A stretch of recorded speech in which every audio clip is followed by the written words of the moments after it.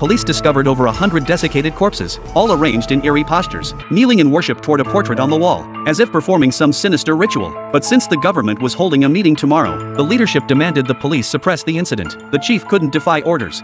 Yet he didn't want these people to die unjustly. He summoned journalists to document the evidence, hoping the truth would eventually be uncovered. The bodies were then buried on site. 30 years passed in the blink of an eye. Not only had the case made no progress whatsoever, but the very spot where the bodies were buried had now been transformed into a residential building. After Nina's family of 4 moved in, her father began acting strangely. He left daily carrying a leather suitcase, locking it in a cabinet upon returning home. Even more bizarrely, shortly after their arrival, the building started experiencing eerie occurrences. The trash chute on the 8th floor remained stubbornly locked. Nina had no choice but to carry her trash up to the 7th floor. To her surprise, the residents on that floor seemed to have anticipated her arrival. They had all opened their doors in advance, and were now gazing at the girl with pitying eyes. Nina felt uneasy. After tossing the trash into the chute, she turned around only to find her neighbors standing in their doorways, staring at her. The scene startled Nina, but in an instant, they all retreated back inside. Nina began to wonder if she was hallucinating. She hurried home in a panic. Not long after, a boy also living on the 8th floor went to dispose of his household trash. He encountered the same situation as Nina.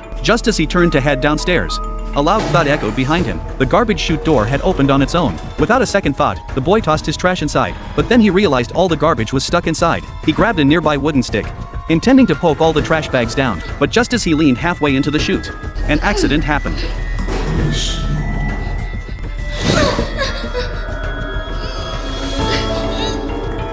The boy struggled with all his might and finally crawled out. The iron door slammed shut before his eyes. Then, a series of thumping sounds echoed from inside, just as the boy froze in terror. That terrifying sound suddenly echoed again from behind him. Tu camino es tú.